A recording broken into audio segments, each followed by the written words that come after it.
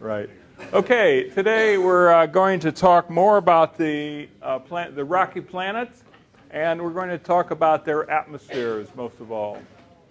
One question is, how does the Earth has interesting weather, including these hurricanes? Why do hurricanes move from east to west? All right, and east to west, yeah. All right, how's all this work? All right, so let's go on. Okay, we want to talk a little bit more about Venus. I was too hurried on Tuesday. All right, so here's the question: why Venus has such a strong greenhouse? See, this my laser pointer is now bright enough to see. I cannot see them when they're faint, and if it's red. So this green laser pointer is essential for me. All right, so how come Venus has such a strong greenhouse? How come? Now, Earth and Venus are so similar. They have similar amounts of carbon dioxide. They really do. Why does Venus have all its carbon dioxide in the atmosphere and Earth has very little in the atmosphere? Incredibly little. What happened to all our carbon dioxide? And the answer is that, as I tried to say last time, sedimentary rocks, dolomite, limestone, they contain 40 times our atmosphere, 40 times the total of our atmosphere. And since carbon dioxide is only less than 1% of our atmosphere, it contains 10 to the fourth times our atmosphere is carbon dioxide. All of our carbon dioxide is in sedimentary rocks. How come it's in sedimentary rocks? We think primitive Earth, CO2 is in the atmosphere, and it dissolved in the oceans and then precipitated to form this rock, form sediments, and then they get compressed, they get pulled under with our tectonic system. It pulls them under, and they become rocks. I mean, when they're squeezed so hard. And the calcium precipitation is either seashells or just raw precipitation. Either one will work. All right. So what happened is the greenhouse gases were pulled out of the atmosphere, and that cooled down the atmosphere. So the sun can be very, very cold, and yet the Earth will still be warm because we have a very thick blanket on. And when the Earth warms up, our blanket, we took off more layers of the blanket. Venus never did, and we warmed up. So they were synchronized. One goes down while the sun goes up. Very convenient for keeping the water on the Earth cold, keeping it in the ocean. All right, so that is why the oceans never evaporated. The oceans were always present. Why the Earth didn't freeze like a snowball in the early days? Because they had so much heat from wearing a blanket and keeping you very warm. Okay, Venus has no oceans and probably never did have oceans. Venus is warmer than the Earth, and so that might have something to do with it. And we say Venus has a runaway greenhouse. What do we mean? And so here, CO2 never dissolves in an ocean. As the sun warms up, the hot surface eventually will evaporate the entire ocean. The CO2 is wearing a very thick blanket, and you get warm underneath as the sun increases, and then eventually surface temperature is high and just evaporates the whole thing. Remember now, the temperature of Venus is 700 some degrees Kelvin. That's plenty to evaporate water, so the water isn't there, isn't in ocean form, and it probably was never in an ocean form. All right, so the greenhouse of all, the water is, remember, water vapor is itself a good greenhouse. If you put enough water vapor into the atmosphere, it makes a hell of a greenhouse on you. So you take it off the ocean, put it in the atmosphere, it's like putting a down jacket on top of your down jacket. And the temperature goes from 700 degrees to 1600 degrees. And what that'll do to the water is it'll push it up. It gets really hot. The water vapor is high in the atmosphere. And there, the ultraviolet radiation coming from the sun can break the water vapor, the water molecules into hydrogen and oxygen atoms. And then the hydrogen atoms can fly away. Once that happens, it's gone. If you haven't got the hydrogen atoms, you don't have water. And so the water is dissipated by this process, and the water is never seen again. The oxygen will combine with some other stuff. It's very reactive. It'll make sulfuric acid or something. Okay, so UV breaks the radiation, breaks the water apart, and the oxygen reacts with something. Water goes away, the hydrogen goes away, and that's it. Bye-bye, water. Okay, now, what lesson do we have for Earth from this? The greenhouse effect on the Earth will strengthen as the Earth is warmed, as the water is added. All the primordial CO2 is going to stay there, fortunately. It won't affect the limestone and dolomite, so no danger there. But the CO2 can increase and increase. Okay. Runaway greenhouse evaporation is not going to happen on Earth. It will happen on Earth when the sun runs out of energy and becomes something called a red giant, and that will then the sun's luminosity increases a factor of 1,000. When the luminosity increases a big amount like that, it cooks the Earth. You know, I think we better leave by that time. Okay, but that's 4 billion years into the future. So, you know, we have lots of time to worry about it. Okay. All right, now Venus or Mars. A couple things on Mars. It's the fourth planet after the three interior: Mercury, Venus, Earth, and then comes Mars. 1.5 AU from the sun. That makes its year 687 Earth days to go around the Earth, or around the sun, slowly. Radius is a small planet. It's small, about half the Earth's radius. Mean density is way less than the Earth. Remember, the Earth's density is about 5.5 grams per cubic centimeter. This is about half that, or a little less, a little more than half. The mass is very light. It's only 10%, 11% of the Earth, and it has 2 moons. These moons are probably captured asteroids from the past. They're shaped like potatoes. They don't look like a planet. They're not round. Why aren't they round?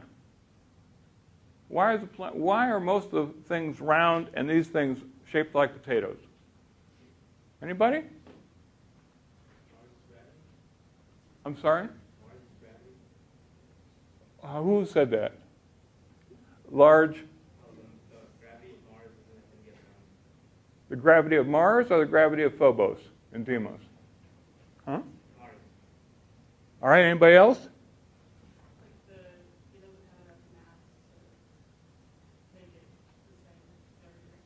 That's right. That's the right answer. The mass of the asteroids, or these these little moons, is not large enough for the moon to squeeze itself and have pressure to make it round, because that's the minimum energy state if it goes into a round state, and it doesn't have anything to do with Mars. Okay, so it was round when it's big enough. All the planets around the sun are round, pretty round. Okay, the Martian day is pretty much like that of the Earth, just a little more. Spin axis is 24 degrees. What's our spin axis? Anybody? Huh? 23.5 degrees. And that is what gives us our climate. You know, spinning like this, and the sun's there, we spin around, and so the sun's either high or low, giving us our climate, summer and winter. All right, so Mars has similar climates. Its spin axis is inclined. Mars has seasons for the same reason we do. Okay, here are some pictures of Mars. Olympus Mons, a super Grand Canyon. Remember, this is 200 kilometers here. This is, I can't remember what, this is 200 kilometers there. Here is the satellite that carried the latest moving satellites, the moving robots. What are they called? Mars rover and, yeah, they're Mars rovers. What names do they have? Anybody? Eric? Spirit and Opportunity. Okay, Spirit and Opportunity. Here's the tracks of Spirit or Opportunity leaving the mothership. You can see these parallel tracks. All right, here are pictures of from above, the satellite that orbits. You can see these channels, water channels. That's clearly water runoff. There's no question about it. There's nothing else that's going to make this sort of track. We know what that is. Now, why does Mars have such water channels when there's no evidence of water at all? None that you're really convinced of. There is some, but we'll talk about that. Okay. Now, these stream beds are probably extremely old. They're not like a stream bed in the Earth that gets covered up by wind and erosion within a few hundred years. These stream beds will last billions of years. There's really nothing to erase them. It has a very thin atmosphere. So the ancient evidence is there. Here's a stream bed. Here's another cut across a crater. Which way is this water flowing? It's flowing this way, because this is a stream bed of I think it's flowing that way. Anyhow, if there's still life on Mars, it's probably underground or extinct. It had flowing water, and maybe life developed at that time, at least water-based life, maybe. 20 years ago, or 20 years in the future, we might find evidence for fossil life, maybe, or maybe we won't. All right? So geology. Magnetic field is zero. Not zero, but small. And that means that the core of Mars is solidified. If the core of Mars is solidified, there's nothing driving a tectonic system, and so its tectonics are frozen. The Earth depends on those depends on the molten core for the convective cycle above it. After all, the molten core is giving a lot of heat to the mantle above it and causing it to flow. So there's no earthquakes, nothing. It's very stable. Okay, and Mars has a gigantic volcano, that Olympus Mons, 700 kilometers and 25 kilometers high. That's gigantic. Remember, Mars is a small planet, and yet it's huge compared to Mauna Loa, which is the largest volcano on the Earth. Mauna Loa, 120 kilometers across, 9 kilometers above the Pacific floor. All right? So why do you think, what forces are there that prevent the Earth from having Mauna Loa larger? Why isn't Mauna Loa larger, something competitive with Mars? How does Mars get such a tall volcano?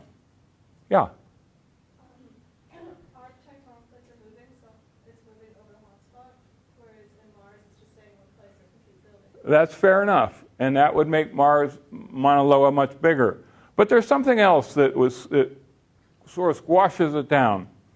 The oceans. Well, it's above the ocean. Counting the ocean depth underneath it makes a few more kilometers to its height, but it still doesn't compete with Olympus Mons. Yes?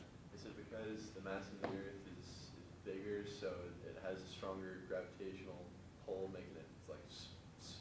not as tall, kind of like how Mars's two moons were like kind of potato shaped? Or That's it.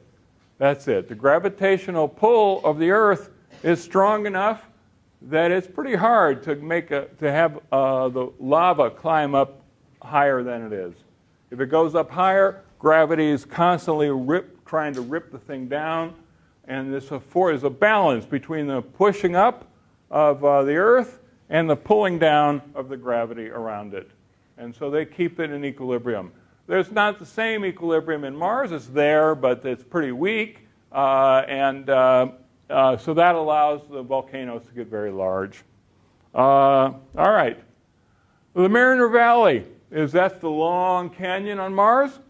4,000, it's actually amazing. 4,000 kilometers in length, 120 kilometers wide, 7 kilometers deep.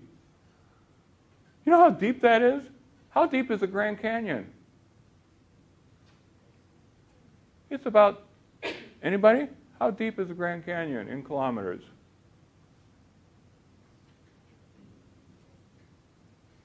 2 or 3. And it's not 120 kilometers wide.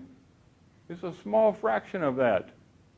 It's tiny. And it's not 4,000 kilometers long. It's like 50 kilometers long.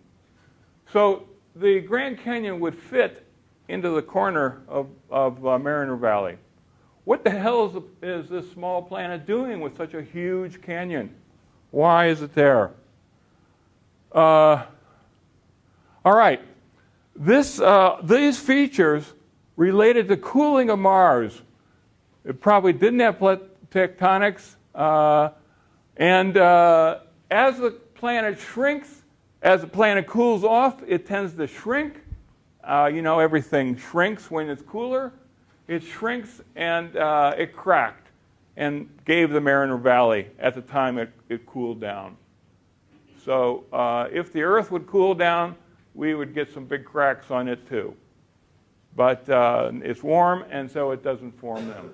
But the Mariner Valley is almost certainly due to the cooling planet.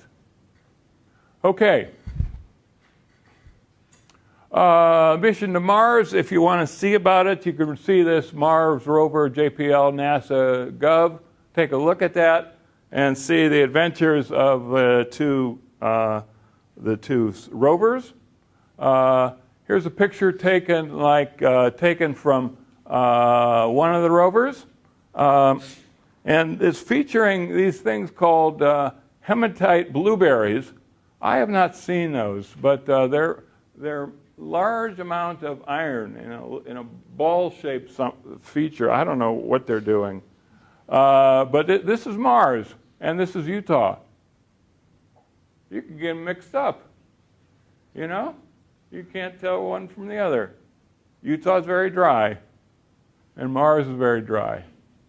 So this is a impact crater, slammed down, big impact crater, and I think it's Opportunity they guided it to go down the impact crater. They want to see what's inside this deep under the surface of Mars. Okay, so I think it's still there. All right. All right, here is, let's see. Yeah. Okay. All right.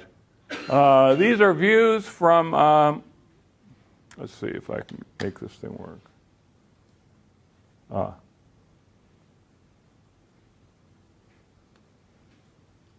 Okay, watch this down at the bottom. What are they? Tornadoes are smaller than tornadoes, dust devils, they're called. Ever heard the term dust devils? Okay. A dust devil on Mars. And this is on the plane of Mars. Pretty neat picture. So this is what you see from these two rovers. Looks boring, looks flat, dead. And that's what Mars looks like. Okay, here's what Mars looked like when you look at it closely. First, you see this rock, and then they blow up this region here. You see this region here. Then you blow it up again, and you see it very tightly blown up. These grooves in it, this little ball. And these grooves are something, they say, the geologists tell me, or tell people, that these are formed in water. They say this is proof that Mars had water on it at some point. All right, so that's one proof. I don't know how it works, but that's what they say. Okay, here's a rock from Mars. Here's a rock from Mars with a man holding it. He's measuring something. How the hell did this rock get there? And where is he? Well, turns out he's in Antarctica. All right, and he's walking on the surface of Antarctica, and he's looking for rocks like this. Now, Antarctica has ice that is kilometers deep. There's no rocks on that ice, or no rocks that belong there. It's not from carving off anything nearby. This is just by itself. How the hell did it get there? Anybody? What's this doing there? How did it get there? This is a piece of Mars, this rock. Huh? They know it's from Mars. That's a good question. How do they know it's from Mars? They do chemical composition of the rock and see that the chemical composition is very consistent with that of Mars. It's not consistent with the Earth, so they learn that way. It's not consistent with a meteorite, and so on that basis, they're pretty sure it's from Mars. So what happened here? What happened is Mars was struck by a asteroid from space. The asteroid hit Mars and blew up. Made a big mess and threw off a lot of rocks. Some of several rocks orbited from Mars, and kicked out in space. One of them found its way to Earth, at least this one. It's just a crash on Mars. You hit the thing hard enough, and something will fly off. That's how it does it. So it will eject rocks from Mars. Pretty neat. But that's a Mars rock, believe it or not. Okay, the Martian atmosphere. It's very thin, only 1/150th of the Earth. It's extremely cold and dry. And the atmosphere is made of mostly carbon dioxide. There's no water, very little water vapor. Nothing. Okay. Daytime temperatures aren't that bad. It's below freezing. A warm jacket will keep you warm. Of course, I don't know what you're going to breathe. You better have a breathing pack with you. It's not... The being up here is like being way... you're in space. You can't survive on that amount of atmosphere. Okay. Now, Mars has no atmospheric blanket, and that means when the sun's not on it, it will cool off a lot. And it cools as much as 100 degrees Kelvin. That is a tremendous amount of water, a tremendous amount. That's like going from boiling to freezing overnight. Okay, and so only this time it's going from freezing to really freezing. All right, so it's a good thing the Earth has this atmosphere. Okay, now what happened to Mars because it used to have an atmosphere? What happened? All right, so we think that the atmosphere on Mars, like the other planets, came from the mass in its interior. It flowed out. The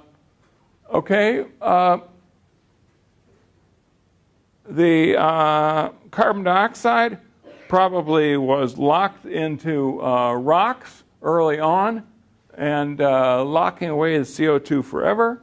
Volcanoes spew out fresh CO2, but there isn't any. The greenhouse effect doesn't work. Mars probably dried up 2 billion years ago, or so, maybe more. All right, now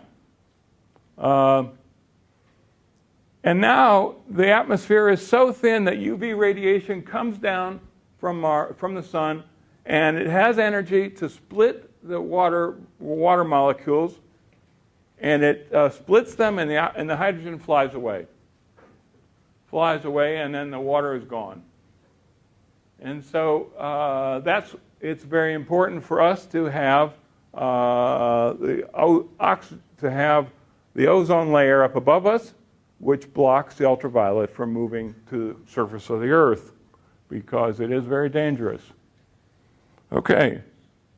Now, furthermore, it has no magnetic field, and that means that cosmic rays come in straight at you and break. They're even another mechanism for breaking you, giving you cancer, and that might make it drift away as well. Okay, so question is, this is something you learned in elementary school. You've got some land over here, and you've got a tree.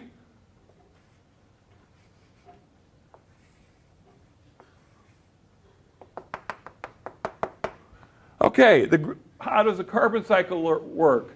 Well, you all learned about the carbon cycle. Sunlight comes down.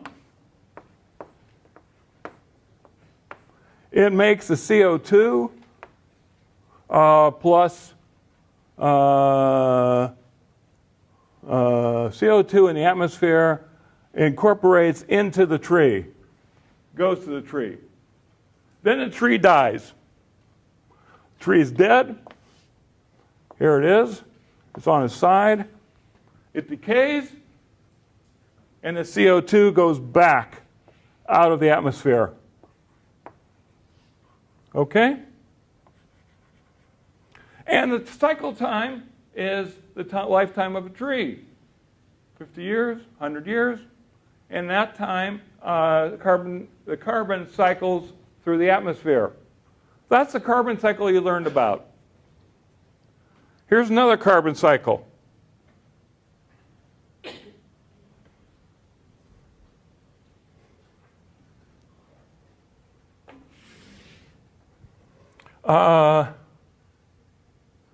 You have carbon.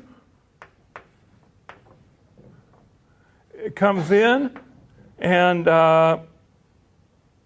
it forms limestone.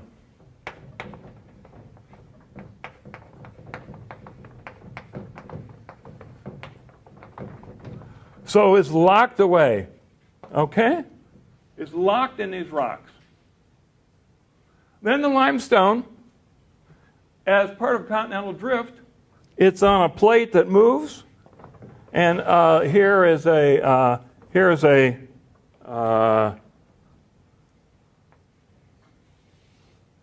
North America. The whole plate moves this way. And the plate, the carbon dioxide, is on a layer that gets pushed underground as the plates collide. There's a big collision here, and the net effect is the carbon dioxide in the limestone layer gets pushed underground. Then it gets hot. The limestone will not survive at high pressure, and it breaks up into carbon dioxide. The limestone goes away. Carbon dioxide exists, and then it forms volcanoes. And the volcano brings the carbon dioxide out. So carbon dioxide works its way up from the melting plate and goes up into goes up to the atmosphere, and that's it. Now, on the west coast of the United States, let me draw the west coast. Here's Canada.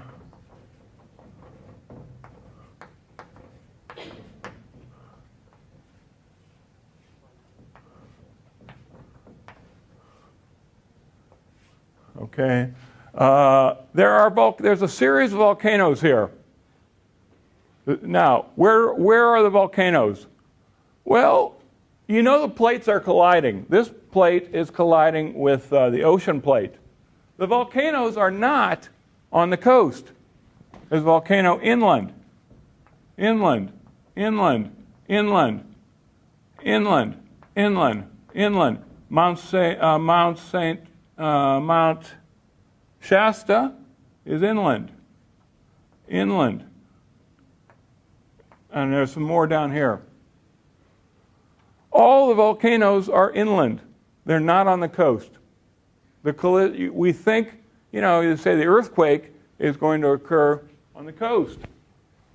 Why are the volcanoes inland?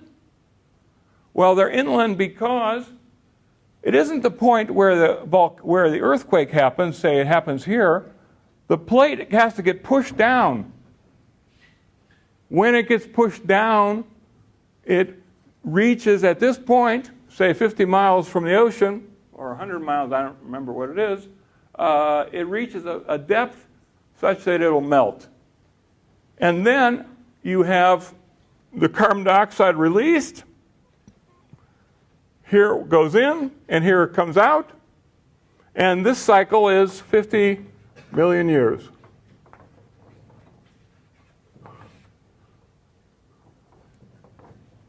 About that. This is a reasonable time. 50 million years. Okay? Whereas compared to the carbon cycle you learned about in school, you learned about this, didn't you? All right, that was 50 years. So this is a mere million times slower, but it is effective.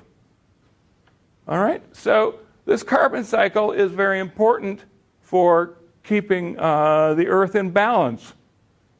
If it didn't exist, we'd have problems because the carbon dioxide is continuously raining out into the oceans. And we don't like it all to be gone. Okay, so all right, now let's talk about the Goldilocks theory. Imagine the Earth's distance were further out than 1 astronomical unit. You just define it a little bigger. Okay, we want to see what area we can have. We know that Venus is too hot. Mars is too cold. And so we're just right in between them. We have liquid water. And we're not sure how far the Earth could be moved, or imagine the Earth being moved and still have liquid water through the history of the Earth. But, the Earth is good. So that's probably what we want to look for. And so you want to ask the question, how often does this happen? Now, this is important because you want to know, because if you're looking at something and you see something there, you can say, well, this has liquid water, then it probably has life. Life that we could possibly detect. All right? How would you detect life? Looking so hard at a planet so far away, how can you detect life on a planet? Anybody? How would you detect life? This is a hard question. So if you don't know, that's fine. What about oxygen? Oxygen was made by life. It was made by green bacteria, what are they, cyanobacteria, algae, all kinds of primitive animals and plants, but it's life. And the oxygen in the atmosphere can be detected. And so for us to detect life on another planet would be kind of neat. It'd be fun to do that. It hasn't happened yet, but maybe in your lifetime it'll happen. I don't think it'll happen in my lifetime. Okay, so now let's turn our attention to the question of atmospheres. What is the atmosphere? A thin layer of gas around the outside of the planet is called an atmosphere. and it's usually very thin. It has pressure. The pressure is the collisions, molecular and atomic collisions of atoms or molecules in the atmosphere. This is something, of course, we didn't know this, right? This is not something the ancients knew about. They didn't know what the hell the Earth even had pressure. They didn't understand this. But we have a pressure, we know. An example is you take a balloon, you heat gas in that balloon, and the balloon expands. All right. The number of collisions will increase, and we measure pressure in terms of units called a bar. 1 bar is the pressure of the Earth at sea level. So you can read off pressure on your pressure gauges. The pressure gauges tell you what the pressure is in terms of centimeters of mercury. These atmospheric gauges are measured. You can measure it in bar. So the Earth's pressure varies depending exactly what the weather is doing, but more or less the average is that. Okay. Now, the pressure, it turns out, has to balance the gravity. The atoms want pushing up, the gravity is pulling down, and they have to be in equilibrium. So that's important. Okay, we have for Mercury, Mercury, Venus, the Earth, the Moon, and Mars. They have different pressures. You can read them. Here's 1 bar. The Moon is very small pressure on Mars as well. The Venus has a 50 bar pressure. It's very high pressure on Venus, sorry. All right, if you can't read this, read your notes. It's all right. You don't have to know these numbers anyhow. All right, so that's what I'm saying. The Earth probably had a 40 bar pressure when it was young. 40 bar pressure. Okay. What are the effects of a greenhouse atmosphere? All right. Well, first of all, it is like a blanket. Makes the surface of the planet warmer. It scatters and absorbs radiation, makes the atmosphere blue as opposed to black. So, and that's scattering of optical light. Okay. Creates pressure, allowing water to exist. Creates wind and weather. And this, of course, promotes the erosion of the surface. So you cannot see impact craters for more than a few hundred years or 1,000 years. All right. All right, and it makes auroras because it's the interaction of the solar wind with the atmosphere that makes the glowing aurora. Okay, why is the sky blue? The sunsets are red. The skies are blue because sunlight coming down scatters by something called Rayleigh scattering, and it's primarily the blue light that gets scattered around, and we see it as it looks to us like the atmosphere is glowing. Whereas sunset, there's so much scattering that all the rays, include red to blue, is starting to scatter, and the blue is so scattered out that the only thing left is red light, and the sun looks reddish. Okay, now, what would happen? Here's a question for you. Talk to your neighbor about this. If the atmosphere were 5 times as dense as present, all right, imagine it to be 5 times its pressure, what color would the atmosphere be? Would it be red, blue, yellow, white? Daytime. Oh yeah, daytime. All right, you look at it like that, and you say, what color is the atmosphere? All right, so talk to your neighbor. and see if you can answer this.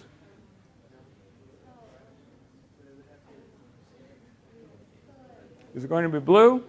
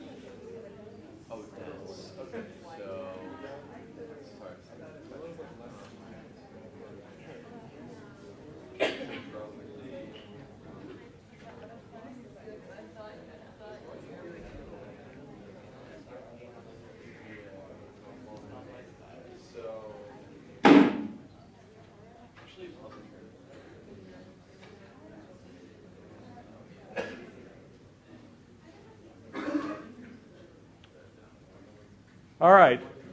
Let's try this with the cards. Red. Okay. Blue.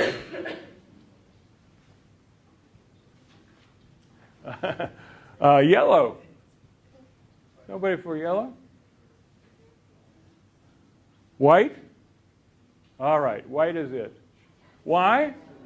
Why is white right? Well, think of a cloud. What is a cloud? A cloud is white because all the light has been scattered. Everything's scattered off a cloud. And the atmosphere is thick enough to scatter virtually everything. It won't be perfectly white, but it will be whitish. And everything gets scattered around, and in that case, it's going to look whitish. You may not see the sun at all. It may be all the light may be scattered out of it, but what's left is going to be white. All right? Scattered light is white. Yes? If it were like 2 times dense, then would it be red? Yes. Yes. Right. No. No. No. No, the red is because all the light has been scattered away, scattered out into space in a sunset, had plenty of room to scatter the blue light out. Here the blue light is still there, and you're going to see a combination of blue and yellow. What color is that? Green. Green. Okay. Earth's atmosphere is going to be green. Okay. All right. Because the light that gets scattered from the atmosphere, from the sun coming down, doesn't go away. It's still there. It's going to hit you eventually. Only it goes by way of collisions. Hits you eventually through the collisions. Okay.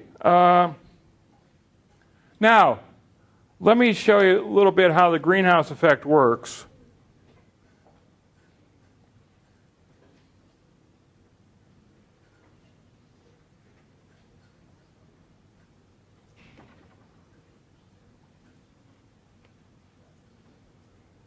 Okay, so here is a planet that is no atmosphere.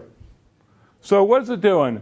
The sunlight is coming down, it's sort of yellowish, and the planet is radiating red light. That's supposed to be infrared, but no matter. It's radiating infrared, and it goes.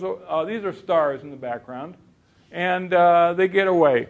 So the sun here is the temperature is given by the temperature of the incident light on you, and so that's what you see.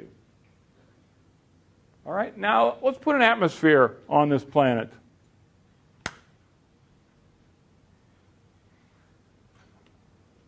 Okay, now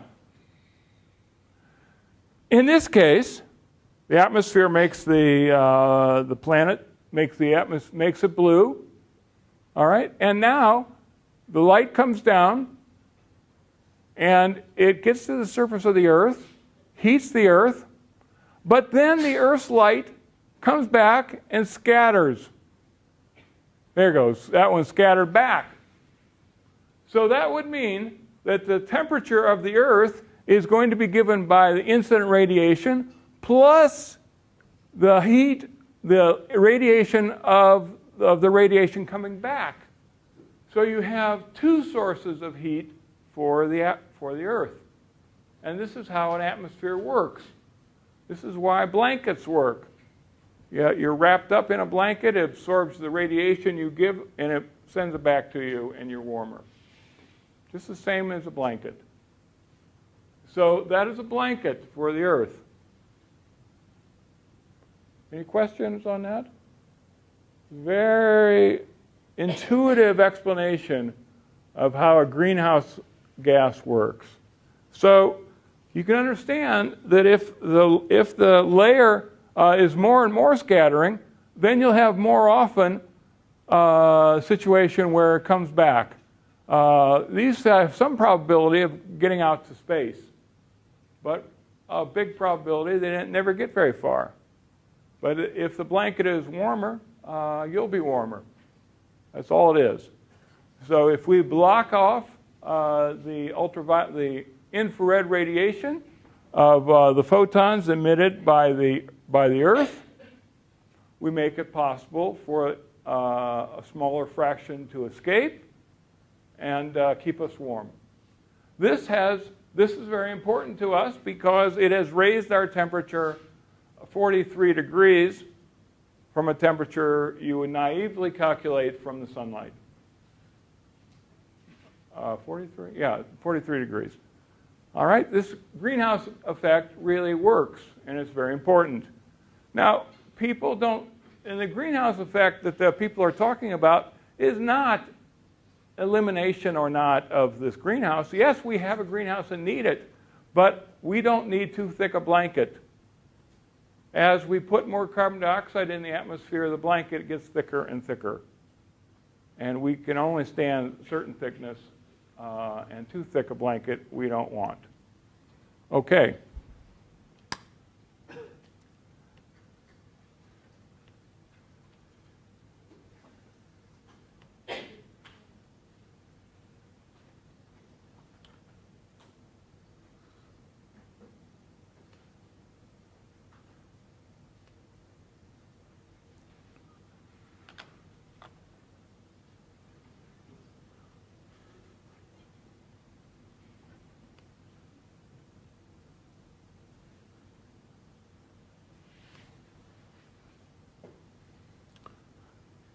Okay.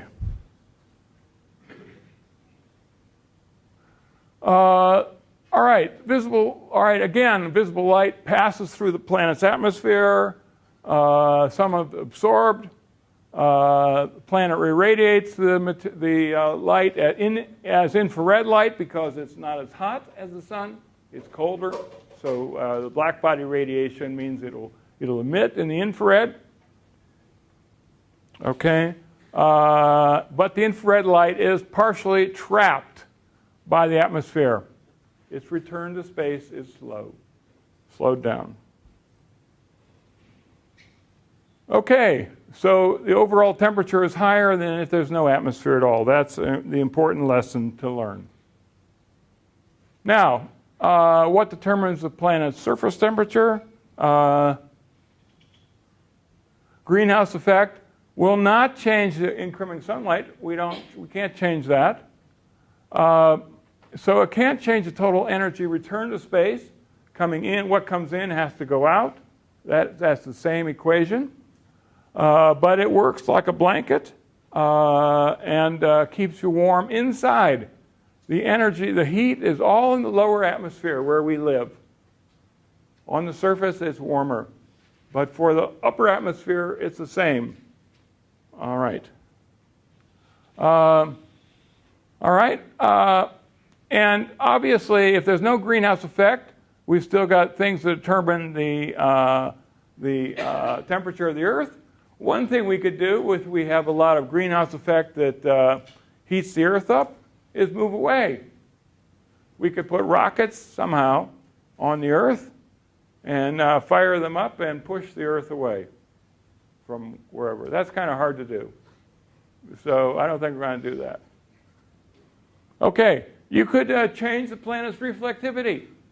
Cover the planet in aluminum foil. And then that reflects everything, mostly. And therefore, the planet is colder when you reflect the light. This is called albedo. This is called albedo. And what that is it's the measure of the light absorbed. Albedo goes from 0, nothing's absorbed, to 1, everything's absorbed. So the Earth has an albedo of, I don't know what the hell it is. What's the albedo of the Earth? Anybody? Eric, do you know? Yeah. Probably 0.5 or 0.4. 0.48? 0.4. Okay. What is it? The albedo is mostly made by clouds. The clouds are white. They scatter the sunlight straight back into space, and so it lowers the incident sunlight on the Earth. The tops of the clouds are white. Okay. So that cools the planet down. The clouds cool it down from that reason. Okay. The average temperature without the greenhouse effect, as I said before, would be very cold. Okay, now how about for the distant planets, or nearby planets? Okay, the greenhouse effect warms Venus, Earth, and Mars. It doesn't do anything to Mercury because there isn't any greenhouse, or it doesn't do anything to the Moon.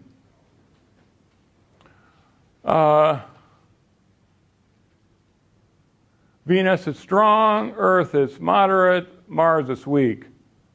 All right, so Venus and Earth would still be freezing without a greenhouse effect. Even Venus, which is closer into the sun, would be freezing. Okay, so the greenhouse effect is very important for those reasons. Okay, now here's a question for you. Talk to your neighbor about this.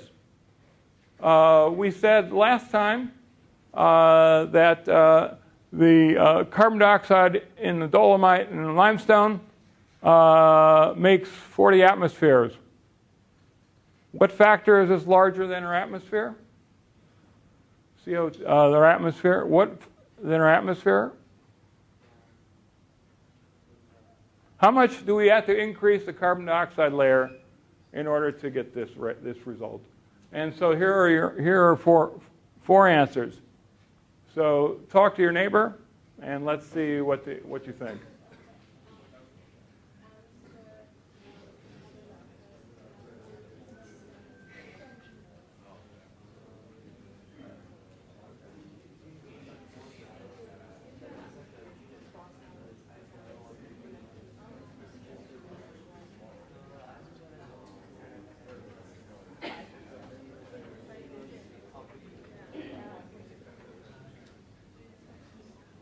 Everybody have the answer to this? They know this right away?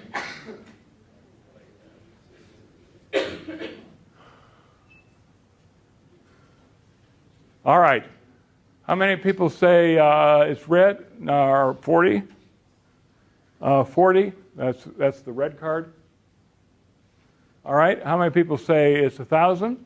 The gold card. All right, how many people say it's 40 divided by the abundance of carbon dioxide now, which is very small? And that's the green card. 10 to the 10th, that's, what is that? That's the blue card. No. All right, the answer is the green card. Because I've been saying, this is the fraction of carbon dioxide in the atmosphere. It's 3 10 to the minus 4th. All right, so first of all, let's bring it up to 1 atmosphere. And then we need to have 40 times that. And the answer is 10 to the 5th times more carbon dioxide in the atmosphere than at present. That is how primitive the Earth's atmosphere was when it was born. 10 to the 5th times the abundance of CO2. All right? You know, you read these silly books about going back in past to when the Earth was new, and you're going to change the life cycle of something or other. You better take a gas mask so you can breathe. Okay? It was poisonous then. Okay, 10 to the 5th times the present abundance of carbon dioxide is buried in limestone dolomite. And the ocean has, I think, 50 or 100 times the carbon dioxide in the atmosphere. I mean, the atmospheric carbon dioxide is very important, but it's very small and is affected by a lot of other processes. All right? Okay. Now, I want to talk about thermal distribution. I said the particles are moving. They're moving fast in an atmosphere, and that's what causes pressure. Now, an atmosphere is characterized by the following.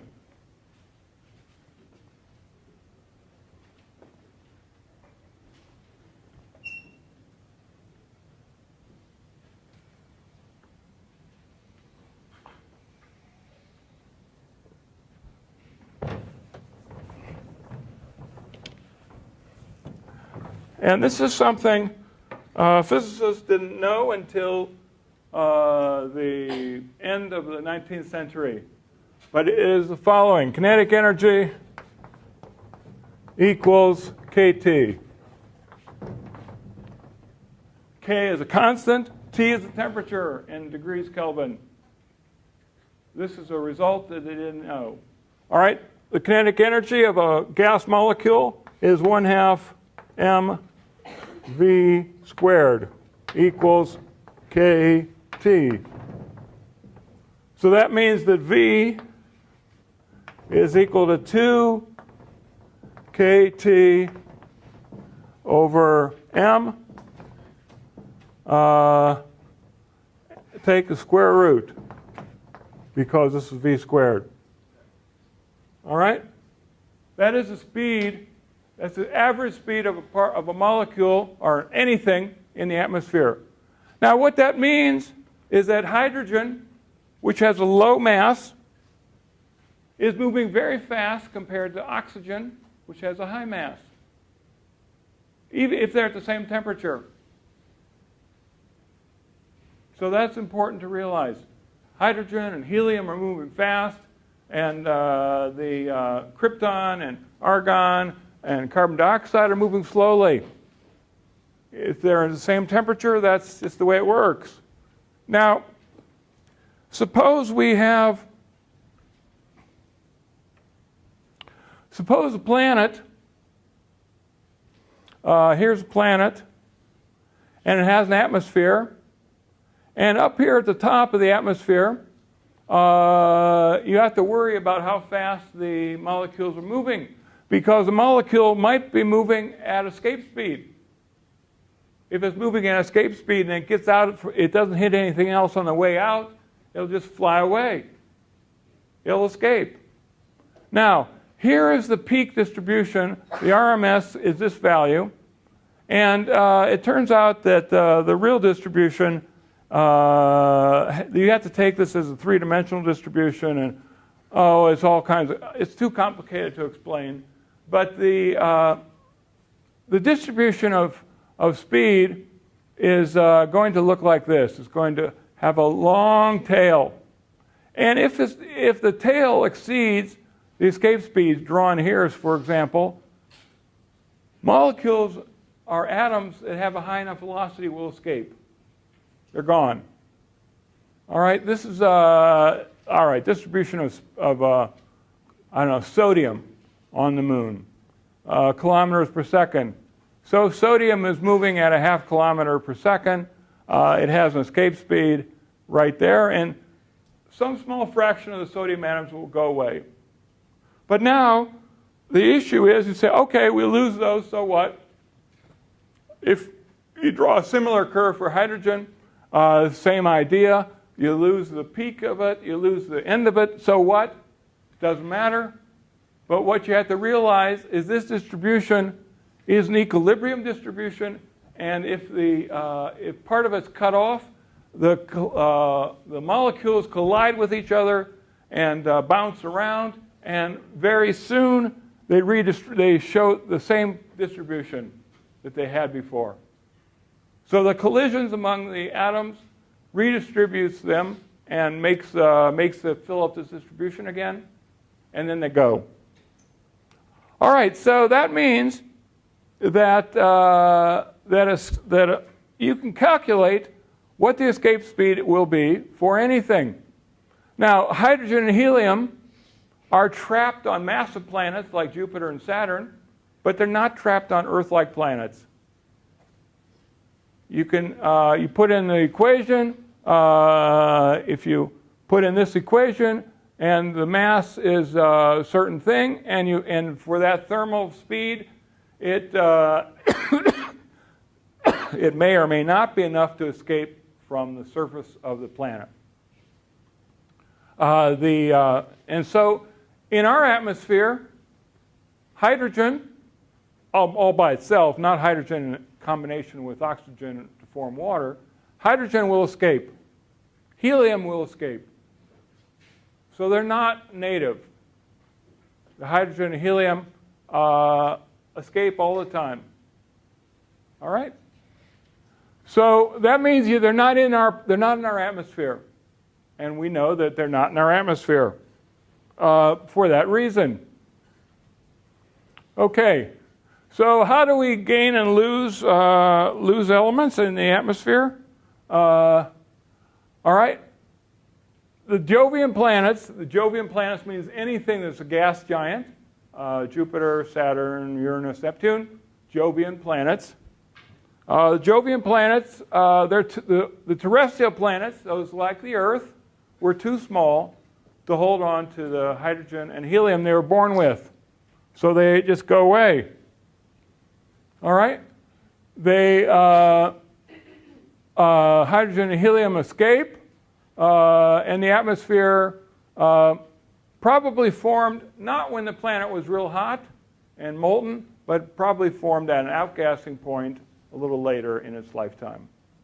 So, all right, now what are the sources of this atmosphere? As I said, interior rock by volcanism releases a lot of this stuff. Whatever is buried under Earth releases it. Evaporation, surface liquids or ice.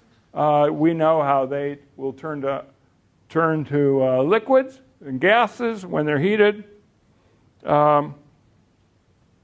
Bombardment, all kinds of things. This is how you lose atmosphere. If you get bombarded by stuff, you could heat the atmosphere up and just blast it out. It goes away. All right, now how does atmosphere interact with light? First of all, lasers, or X-rays, come in and they have enough energy to, on any atom, they will knock it in half or knock electrons out of the atom. Ultraviolet photons will break up molecules, and they make oxygen. They make singly oxygen. This is now a free molecule, and this is OH. But they can make ozone. Okay, visible light photons don't have enough energy to do anything. They just are scattered by the blue light scatters off of visible light. That's all they do. And infrared photons don't even do that. But they do cause, in molecules, it can cause them to rotate, vibrate. These are transitions you learn about in chemistry. Anybody learn about this in chemistry? Learn about vibrational transitions, rotational. Anybody learn this? No? Okay, you didn't take that advanced chemistry. If you take chemistry here, you'll learn about these transitions. The infrared photons come in and they're absorbed by molecules and causing them to rotate, vibrate. This is what the greenhouse gases do. They take the incident radiation coming from the Earth and they make the molecule rotate and vibrate from that. Okay. X-rays dissociate everything. Ultraviolet dissociates some. It absorbs in ozone and water. Visible light passes through. Infrared light absorbs for greenhouses. So those are the interactions of the light with the atmosphere. And these interactions make the atmosphere's temperature do strange things. For example,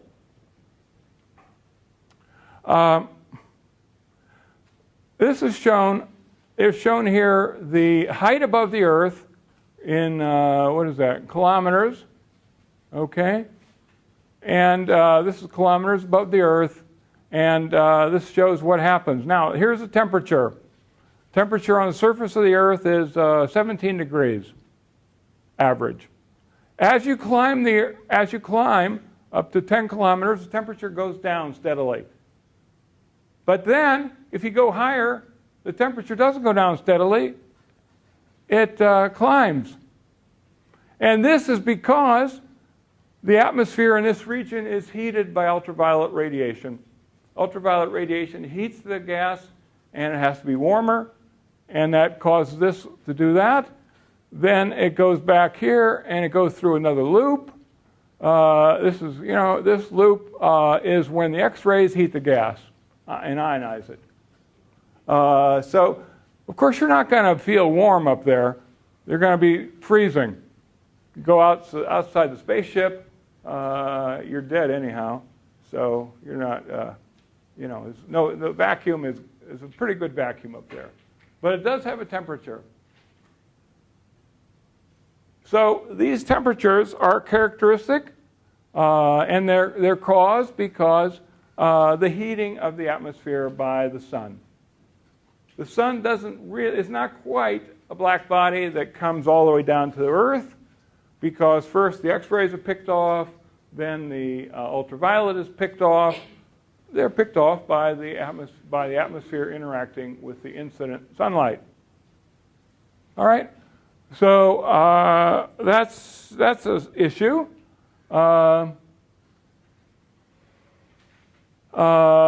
All the back and forth temperature define the major atmospheric layers. This layer is known as the troposphere up to where it reverses. Then all this layer is known as the stratosphere. This layer is known as the thermosphere, and the exosphere, blah, blah, blah. All right, they're all known by different names. Not that it's important to know them. All right, so thermosphere, exosphere. All right, so that's the issue. Those are the four layers of our atmosphere, but we really exist in the troposphere. And don't worry about the rest of them. Okay, now, global wind patterns. I want to talk about the wind patterns on the Earth. Now, the Earth is heated by the sun. The sunlight puts out most of the energy in the equator, and the equatorial zone should heat up. The gas will rise as it gets hot, and then it will flow north and south. It flows to the equators, which are colder. So the flows of the atmosphere are going to be like this, north and south. All right, and this shows it rising, and it's cooling over the North Pole. Now, you have to combine that with the fact the Earth is rotating. And the rotation of the Earth gives rise to what's known as the Coriolis effect. And you've all seen the Coriolis effect. This is what happens if you're on a rotating table and you try to throw a ball toward you're out here and you try to throw a ball toward the center, and the Earth is rotating, it appears that the ball is deflected to the right. All right? Now, have you ever tried this? You sat on, what do they call it? What are these, the toy that's called? Children's toy? It's not a teeter-totter, it's a merry-go-round's one, but how about the type that you just, at least I used to have one of these things, so you just spin it yourself and jump on. What's that called? Huh? Anybody? You spin this thing and then jump on or off, or what are you doing? No, not a swing. You know, you spin it around, a whole bunch of people will be on this thing. Maybe they're considered too dangerous anymore. All right. Anyhow, this used to be a children's toy. All right. And so you see this, it looked just like this. All right. So this is a demonstration of the Coriolis effect. Here, the Coriolis effect, the heat, the rising air, cold air, sinking and flowing back. It's a cycle. Okay. That's basically, without the Coriolis effect, we'd have 2 atmospheric circulation cells. No problem. Now, of course, air circulation is diverted by the Coriolis effect, and it makes it like this. This is what the air circulation really does. It's heated from the equator. It flows up, but then the Coriolis effect causes it to veer to the right or left. This one flows up, and this one flows. You see this is reversed, and it flows one way, then it flows the other way, it flows the other way. This gives rise to the global weather pattern on the Earth.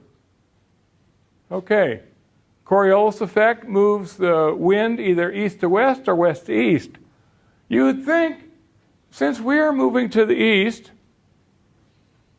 we move this way, left to, on this curve like this. The wind, if it's stationary, should be in our face, going this way. So it should appear to be, you know, just stand. If the atmosphere isn't really stuck to the ground, and the ground rotates around, you should feel a wind in your face if you're facing the west coast. And that is what you see. Now, that's not what we see. We see the opposite. Right? No. No, God. I'm sorry. No, God. I'm sorry. I turned around. All right. Okay, sorry. The Earth is rotating this way, and that means you face the east, and you've got a wind in your face. Okay? That is the wind speed we see. Okay, now, Coriolis effect is weak on Mars and Venus because it's too small or rotates too slowly. Nothing's happening on them. Okay, and thick, there's nothing happening on them at all. And the surface temperature is uniform on Venus in spite of the fact it's heated on the equator, because the air circulates a little bit. Okay, now, here's a situation on the Earth. We have strong winds from the east because the Earth is going this way, and the wind's sitting still. But then they reverse. They reverse here. They reverse here. And then it reverses again. Okay, so you ask the question, this is more or less our weather, westerlies or easterlies. All right? And the long-term average of the weather at a given location is called the climate. All right, now, global wind patterns, weather system west-east, mid-latitudes, northern hemisphere, et cetera, et cetera. Okay. All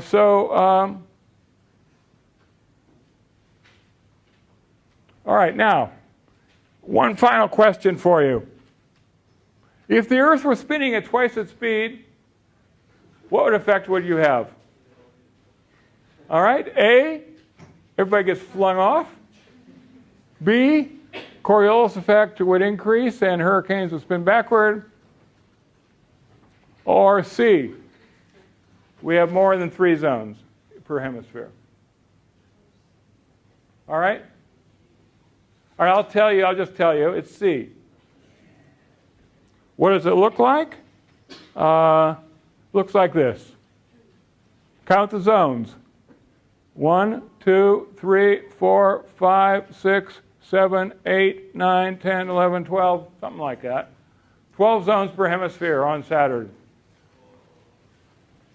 Okay, on Mars, on Jupiter, a few less. This is all because they're rotating fast. A day on Saturn is 10 hours. That's all. And that rapid rotation makes a lot of zones. Okay, I'll see you on next Tuesday.